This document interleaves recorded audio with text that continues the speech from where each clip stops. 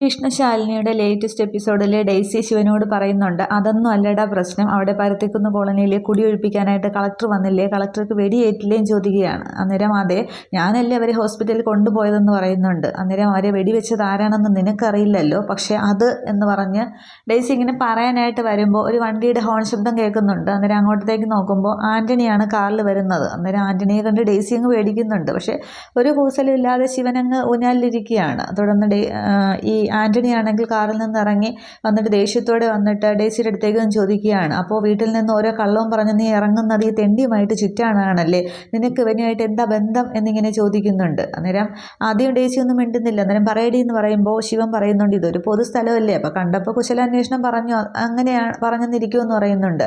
അന്നേരം എന്താടി ഒന്നും മിണ്ടാത്തതെന്ന് ചോദിക്കുന്നുണ്ട്. അന്നേരം ഡെയ്സി അവസാനം പറയുന്നുണ്ട്, എനിക്ക് ശിവനെ ഇഷ്ടമാണ് എന്നിങ്ങനെ പറയുമ്പോൾ ഡി എന്നും പറഞ്ഞിങ്ങനെ തല്ലാനായിട്ട് ആൻ്റണി കൈ ഓങ്ങുന്നുണ്ട്. അന്നേരം ബാക്കി കൂടി അവൾ പറയട്ടെ എന്നിങ്ങനെ ശിവൻ പറയുകയാണ്.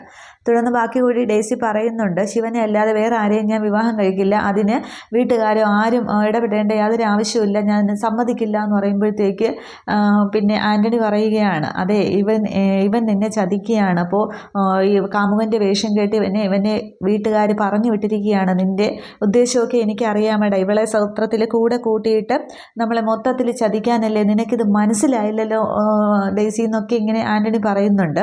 എന്നിട്ടും പിടിച്ച് തല്ലാനൊക്കെ കൈവങ്ങുന്നുണ്ട്. അന്നേരം ശിവൻ പറയുന്നുണ്ട്, എന്തെങ്കിലും ചെയ്യണമെന്ന് കാര്യം നിൻ്റെ പെങ്ങളൊക്കെ തന്നെ എന്തെങ്കിലും ചെയ്യണമെന്നുണ്ടെങ്കിൽ അതങ്ങ് വീട്ടിൽ കൊണ്ടുപോയാണ്, ഇവിടെ വെച്ച് പറ്റില്ല എന്ന് പറയുകയാണ്.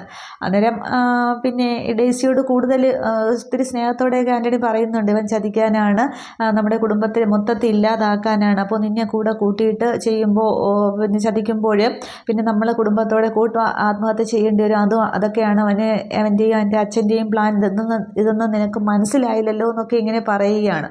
ശിവനെ ആകപ്പാടെ അങ്ങ് ദേഷ്യം വരുന്നുണ്ട്. അന്നേരം ശിവൻ പറയുന്നുണ്ട്, അതെ നീ കൂടുതലൊന്നും പറയേണ്ട ആവശ്യമൊന്നുമില്ല, എനിക്ക് ഇവൾക്ക് എന്നെ നന്നായിട്ട് അറിയാം, പിന്നെ കല്യാണം കഴിക്കുന്ന കാര്യം, കല്യാണമൊന്നും കഴിക്കത്തില്ല എന്നൊക്കെ ആൻ്റണി പറയുന്നുണ്ട് ഡെയ്സിയോട്, ചുമ്മാ ചതിക്കാനാണെന്ന് പറയുമ്പോൾ. അപ്പോൾ ശിവൻ പറയുന്നുണ്ട്, പിന്നെ കല്യാണം കഴിക്കുന്ന കാര്യം അത് ഞാനും ഇവളും തീരുമാനിച്ചിട്ടുണ്ടെങ്കിൽ അത് നടത്തുക തന്നെ ചെയ്യും, നീയോ നിൻ്റെ അച്ഛനോ എതിര് വന്നാൽ അതിന് എന്ത് ചെയ്യണമെന്ന് ഈ ശിവനറിയാം എന്ന് പറയുന്നുണ്ട്. അന്നേരം ഡെയ്സി ഇങ്ങനെ ആകെ വിഷമിച്ച് നിൽക്കും. പറയുന്നുണ്ട്, ഇപ്പോൾ നീ വീട്ടിലേക്ക് പോകും, നിനക്ക് എന്തെങ്കിലും ബുദ്ധിമുട്ടുണ്ടായാലും നീ എന്നെ വിളിച്ചാൽ മതി, വെളിപ്പുറത്തുണ്ടാകും, ഞാൻ പറന്നെത്തും, കാരണം ഇത് ശിവോഹമാണ് എന്നിങ്ങനെ പറയുമ്പോൾ എന്നിങ്ങനെ ആൻ്റണി ചോദിക്കുന്നുണ്ട്. അന്നേരം മീശയൊക്കെ പിരിച്ചിട്ട് അങ്ങോട്ട് ശിവൻ പറയുകയാണ്, എനിക്കിത് വിയോഗം, നിനക്കിത് വിയോഗമാകാതിരിക്കാൻ സൂക്ഷിച്ചോ എന്നിങ്ങനെ കൈകൊണ്ട് ആക്സിഡൻ്റ് ആയാലും തന്നെ കൈകൊണ്ട് പറയുകയാണ്.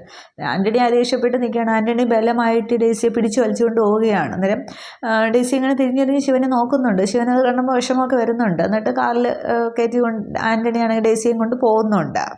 ഇതേസമയം രോഹിത് ആണെങ്കിൽ ഹൈദ്രോസിന്റെ മില്ലിലേക്ക് എത്തുന്നുണ്ട്. എന്നാലും കാറ് നിർത്തിയ ശേഷം ഈശ്വര മിനിച്ചേക്കണേ എന്നൊക്കെ പറഞ്ഞുകൊണ്ട് തൊഴുത്തൊക്കെയാണ് കാറിൽ നിന്ന് ഇറങ്ങുന്നത്. എന്നിട്ട് അവിടെ ജോലിക്കാരോട് ചിരിച്ചുകൊണ്ട് ഹൈദ്രോസൊക്കെ എവിടെയെന്ന് ചോദിക്കുമ്പോൾ അത് അവിടെ ഉണ്ടെന്ന് പറയുന്നുണ്ട്. അതേസമയം ഹൈദ്രോസ് അവിടെ ആരെയോ ഫോൺ ചെയ്തുകൊണ്ടിരിക്കുകയാണ്. അന്നേരം മുന്നിൽ നിൽക്കുന്ന കുറേ ജോലിക്കാർ ഗുണ്ടകളെ പോലെ തോന്നിക്കുന്നുണ്ട്. അന്നേരം എന്താ ചോദിക്കുമ്പോൾ ഹൈദ്രോസൊക്കെ കാണാനാണെന്ന് പറയുമ്പോൾ എന്താ ആവശ്യവും ചോദിക്കുന്നുണ്ട്. അന്നേരം പണം പിരിക്കാൻ വന്നതാണെന്ന് പറയുമ്പോൾ അവരിങ്ങനെ കളിയാക്കി ഹൈദ്രോസൊക്കെ പറയുന്നുണ്ട്, പണം പിരിക്കാൻ ആൾ വന്നു എന്നുള്ളത്. അന്നേരം ഹൈദ്രോസിൻ്റെ മുന്നിലേക്ക് ചെന്നിട്ട് രോഹിത് പറയുന്നുണ്ട്, ബാഗിൽ നിന്ന് ആ ഒരു പേപ്പറൊക്കെ എടുത്തിട്ടാണ് മുതലും പലിശയും ഒക്കെ ചേർത്ത് 60,000 രൂപയുണ്ടെന്ന് പറയുകയാണ്. അന്നേരം അതൊക്കെ ശരി തന്നെ, പക്ഷേ നീ ആരാണെന്ന് ചോദിക്കുന്നുണ്ട്. അന്നേരം ഞാൻ രോഹിത് പുതിയ ആളാണ് എന്ന് പറയുമ്പോൾ ഞാൻ സത്യഭാമയുടെ കയ്യിൽ നിന്നല്ലേ പണം വാങ്ങിച്ചത്, അവൾ വരട്ടെ എന്ന് പറയുകയാണ്. ചെറിയൊരു കണക്ക് കൂടിയുണ്ട്, പഴയൊരു രോഹിത്തിൻ്റെ കണക്കാണ്, അതും കൂടി നമ്മൾ തമ്മിൽ പറഞ്ഞു തീർക്കാനുണ്ടെന്ന് പറയുകയാണ്. അന്നേരം രോഹിത്തിന് ആദ്യമൊന്നും മിണ്ടുന്നില്ല. രോഹിത് പറയുകയാണ്, അതൊക്കെ നിങ്ങൾ തമ്മിലുള്ളതല്ലേ, അതൊക്കെ പിന്നീട് സൗകര്യം പോലെ പറഞ്ഞു തീർത്താൽ മതി, ഇതിപ്പോൾ ഈ കണക്കങ്ങ് തീർത്തേരാ, അല്ലെങ്കിൽ ഞാൻ കൊണ്ട് ചെന്നിൽ സത്യമേ ഏൽപ്പിച്ചില്ലെങ്കിൽ എൻ്റെ ജോലിയെ ബാധിക്കുമെന്ന് പറയുകയാണ്, സഹായിക്കണമെന്ന് പറയുകയാണ്. അന്നേരം ഹൈദ്രോസും എല്ലാവരും കൂടി ചിരിച്ച് കളിയാക്കുന്നുണ്ട്, സഹായിക്കണമെന്ന് ഇവനെ ഒരു 100 രൂപ ചായ കുടിക്കാനായിട്ട് കൊടുത്ത് സഹായിച്ചാൽ മതിയെന്ന് പറയുകയാണ്. എന്നിട്ട് ഹൈദ്രോസിൻ്റെ ഭാവം മാറുന്നുണ്ട്, ഞാൻ പൈസ വാങ്ങിച്ചത് തിരിച്ചു കൊടുക്കാൻ വേണ്ടിയിട്ടല്ല, അവളെ ഇവിടെ വരുത്താൻ വേണ്ടിയിട്ടാണ്, പഴയൊരു കണക്കുണ്ട്, ഒന്ന് തെളിയിച്ച് കാണാൻ വേണ്ടിയിട്ട്, പഴയൊരു ലോഹിത്തിൻ്റെ കണക്ക് കൂടി ഉണ്ട് എന്നിങ്ങനെ പറയുമ്പോൾ രോഹിത്തിന് ആകപ്പാട് ദേഷ്യം വരികയാണ്. രോഹിത് ഹൈദ്രോസ് ഇങ്ങനെ അടിക്കാനായിട്ട് ഓങ്ങുന്നുണ്ട്, ഷർട്ടിൻ്റെ ഇങ്ങനെ കോളറിന് കുത്തിപ്പിടിക്കുകയാണ്. അന്നേരം ബാക്കി എല്ലാവരും കൂടെ ചുറ്റും കൂടുന്നുണ്ട്. പക്ഷേ ആദ്യം രോഹിത് അവരെയൊക്കെ അടിക്കുന്നുണ്ട്. അപ്പോൾ അവസാനം ഹൈദ്രോസ് ഒന്ന് രോഹിത്തിനെ അങ്ങോട്ട് ചവിട്ടുകയാണ്. തുടർന്ന് എല്ലാവരും കൂടി ചേർന്ന് രോഹിത്തിനെ തല്ലുന്നുണ്ട്. അന്നേരം പിന്നെ ഇവിടെ വന്ന് എൻ്റെ മില്ലിൽ വന്നിട്ട് എന്നെ തല്ലിയവൻ 2 കാലം നടന്നു പോകാനായിട്ട് പാടില്ല എന്ന് പറഞ്ഞിട്ട് രോഹിത്തിനെ അടിച്ച് അവശനാക്കുകയാണ്.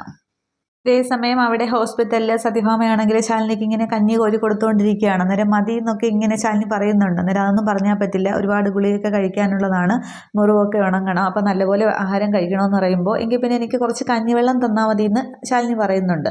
എന്നാൽ കഞ്ഞിവെള്ളമൊക്കെ തരാം, പക്ഷേ അതിൽ ഞാൻ കുറച്ച് വറ്റ് കൂടി ഇടുമെന്ന് പറയുമ്പോൾ എങ്കിൽ പിന്നെ എനിക്ക് കഞ്ഞി ഞാൻ കുടിച്ചാൽ പോരെ എന്നും പറഞ്ഞിട്ട് ശാലിനി പറയുന്നുണ്ട്.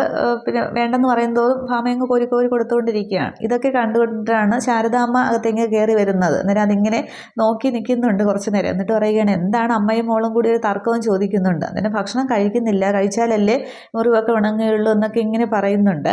അതിനിടയ്ക്കും സത്യഭാമ ഇങ്ങനെ കോരി കൊടുക്കുന്നുണ്ട്. അന്നേരം പിന്നെ എങ്ങനെയുണ്ട് മോളെ എന്നൊക്കെ ശാരദാമ്മ തിരക്കുന്നുണ്ട്. അന്നേരം വേദന ഉണ്ടെന്ന് ചോദിക്കുമ്പോൾ വേദനയൊക്കെ ഉണ്ട്, സഹിക്കാവുന്നതേ ഉള്ളൂ എന്നിങ്ങനെ പറയുകയാണ്. തുടർന്ന് വീണ്ടും ഇങ്ങനെ ഭാമ ഇങ്ങനെ കൊടുത്തുകൊണ്ടിരിക്കുമ്പോൾ ശാരദാമ്മ ഇങ്ങനെ നോക്കി നിൽക്കുകയാണ്. അന്നേരം ശാരദാമ്മയുടെ കണ്ണൊക്കെ ഇങ്ങനെ നിറയുന്നുണ്ട്. അന്നേരം എന്താ അമ്മ ഇങ്ങനെ നോക്കുന്നത്, കണ്ണൊക്കെ നിറഞ്ഞിട്ടുണ്ടല്ലോ എന്ന് ശാലിനി പറയുന്നുണ്ട്. അന്നേരം എൻ്റെ മോൾ എത്ര ഭാഗ്യവതിയാണെന്ന് ഞാൻ ആലോചിക്കുകയായിരുന്നു, രണ്ടമ്മമാരല്ലേ, എന്ത് വേണം എന്നും പറഞ്ഞ് ചോദിച്ച് ഇങ്ങനെ അടുത്ത് നിൽക്കുന്നത് എന്നൊക്കെ പറയുന്നുണ്ട്. അപ്പോൾ സത്യഭാമയും പറയുന്നുണ്ട്, ഒന്നും വരത്തില്ല ശാരദാമ്മേ, ഞാൻ അത്രയ്ക്ക് നേർച്ചകൾ നേർന്നിട്ടുണ്ട്, പിന്നെ നമ്മൾ അനുഭവിച്ചത് നമ്മുടെ മക്കൾക്ക് വരരുത് എന്നുള്ള ആഗ്രഹം നമുക്കില്ലേ, നമ്മൾ ചെയ്ത നന്മകളൊക്കെ അവരുടെ വഴിയും കിട്ടും എന്നൊക്കെ ഇങ്ങനെ പറയുന്നുണ്ട്. ശാരദാമ്മയ്ക്ക് ആകപ്പാടെ സന്തോഷമാവുന്നുണ്ട്. തുടർന്ന് ഭാമ എഴുന്നേൽക്കുകയാണ്. എന്നിട്ട് പറയുന്നുണ്ട്, ഞാൻ ഫാർമസി വരെ ഒന്ന് പോയിട്ട് വരാം, കുറിച്ച് വന്ന മരുന്ന് വാങ്ങിക്കണം. അതിനിടയിൽ ശാരദാമ്മ ഇത് കൊടുക്കാൻ പറ്റുമെങ്കിൽ കൊടുത്തു നോക്കുമെന്ന് പറഞ്ഞ പാത്രം ശാരദാമ്മയെ ഏൽപ്പിക്കുന്നുണ്ട്. അതിന് ശേഷം ഭാമ അങ്ങ് ഫാർമസിയിലേക്ക് പോവുകയാണ്. അന്നേരം ശാരദാമ്മ പറയുന്നുണ്ട്, മോള് ഭാഗ്യം ചെയ്ത് തന്നെയാണ് ഈ ഒരു സ്നേഹം കിട്ടിയല്ലോ എന്നൊക്കെ ഇങ്ങനെ വീണ്ടും പറയുന്നുണ്ട്. അന്നേരം ചിലപ്പോൾ എനിക്ക് വെടിയേറ്റത് തന്നെ രണ്ടമ്മമാരുടെ സ്നേഹം കിട്ടാൻ വേണ്ടിയിട്ടായിരിക്കും എന്ന് പറയുന്നുണ്ട്. അതിനു മുന്നേ സത്യഭാമ പറയുന്നുണ്ട്, കുട്ടിയായിരുന്നെങ്കിൽ ഇങ്ങനെ മടിയിൽ പിടിച്ചിരുത്തി വായിൽ കോരി കൊടുക്കായിരുന്നു, ഇത് പറ്റില്ലല്ലോ എന്നിങ്ങനെ പറയുമ്പോൾ ശാരദാമ്മ പറയുന്നുണ്ട്, കഴിക്കുന്നില്ല എന്നുണ്ടെങ്കിൽ നമ്മൾ രണ്ടമ്മമാരും ചേർന്ന് അത് ചെയ്യുകയും നിവൃത്തി എന്നുള്ളതൊക്കെ പറഞ്ഞ് ചിരിക്കുകയൊക്കെ ചെയ്യുന്നുണ്ട്.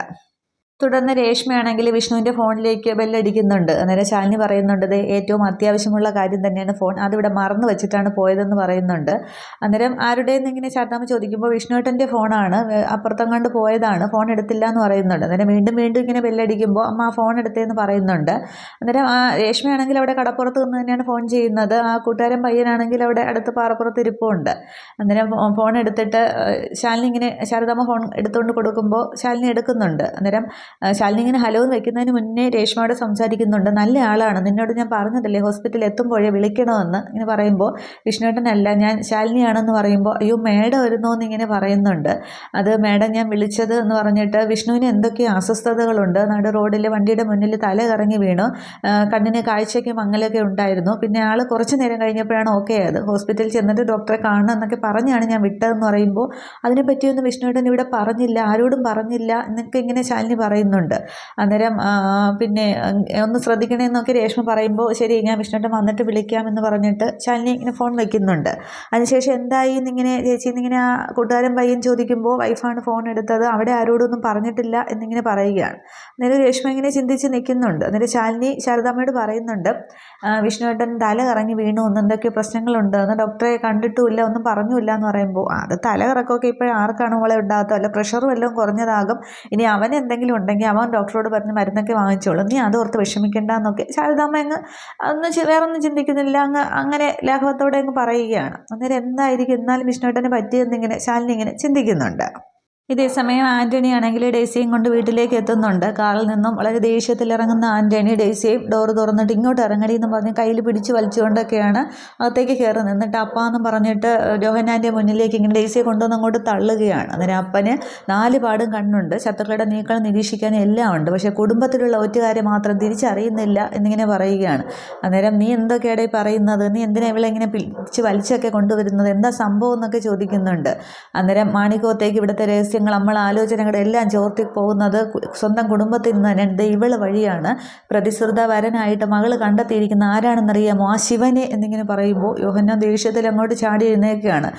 പത്രം വായിച്ചുകൊണ്ടിരിക്കുകയായിരുന്നു. എന്നിട്ട് ആ പത്രമൊക്കെ മടക്കി അവിടത്തേക്ക് ഇങ്ങനെ വയ്ക്കുന്നുണ്ട്. എന്നിട്ട് ഡെയ്സിയുടെ അടുത്തേക്ക് ചെല്ലുന്നുണ്ട്. എന്നിട്ട് കുറച്ച് ചിരിച്ച് ചോദിക്കുകയാണ്, മോളെ ഡെയ്സി എന്നൊക്കെ വിളിച്ച് തലയിലൊക്കെ ഇങ്ങനെ തലോടുന്നുണ്ട്, ഇവൻ പറഞ്ഞതിൽ എന്തെങ്കിലും കാര്യമുണ്ടോ എന്നിങ്ങനെ ചോദിക്കുകയാണ്. അന്നേരം ആൻ്റണി പറയുന്നുണ്ട്, പിന്നെ കൂടപ്പറപ്പായത് കൊണ്ടാണ് അവിടെ വെച്ച് ഞാൻ ഒന്ന് ഒന്നും ചെയ്യാമായിരുന്നു, അല്ലെങ്കിൽ എൻ്റെ സ്വഭാവം വെച്ച് രണ്ടിനെ അവിടെ വെച്ച് തീർത്തേണ്. പിന്നെ അപ്പനോട് ചോദിച്ചിട്ട് ചെയ്യാമെന്ന് പറഞ്ഞാണ് ഇങ്ങോട്ടത്തേക്ക് കൊണ്ടുവന്നതെന്ന് പറയുമ്പോൾ വീണ്ടും യോഹന്നാൻ ചോദിക്കുകയാണ്, മോളെ ഇവൻ പറയുന്ന എന്തെങ്കിലും ഉണ്ടോ, നീ അങ്ങനെ ഒരു ബന്ധം ഉണ്ടോ എന്ന് ചോദിക്കുമ്പോൾ അപ്പം ഞാനും ശിവനും എന്നിങ്ങനെ പറയുമ്പോൾ വേണ്ട മോൾ കൂടുതലൊന്നും പറയണ്ട, ഒന്നുമില്ല, അങ്ങനെ കേൾക്കാനാണ് അപ്പനിഷ്ടം, അങ്ങനെ പാടുള്ളൂ, എത്തിപ്പിടിക്കാൻ പറ്റുന്ന കൊമ്പിൽ മാത്രമേ നമ്മൾ എത്തിപ്പിടിക്കാനായിട്ട് പാടുള്ളൂ, അപ്പനും അങ്ങനെയാണ്, എൻ്റെ മോളും അങ്ങനെ ആവണം, അതാണ് എനിക്കിഷ്ടം എന്നിങ്ങനെ പറയുകയാണ്. അന്നേരമാണെങ്കിൽ ഈ ഡെയ്സി ഒന്നും മിണ്ടാതെ നിൽക്കുകയാണ്. അന്നേരം അല്ലെങ്കിൽ അങ്ങനെ എന്തെങ്കിലും ഉണ്ട് എന്നുണ്ടെങ്കിൽ മോൾ ആ കൊമ്പിൽ പിടിച്ചു എന്നുണ്ടെങ്കിൽ ആ കൊമ്പ് മാത്രമല്ല മൂടോടെയാണെങ്കിൽ അപ്പം പിഴുതെറിയും, അതാണ് എൻ്റെ ഒരു സ്വഭാവ രീതി എന്ന് പറഞ്ഞിട്ട്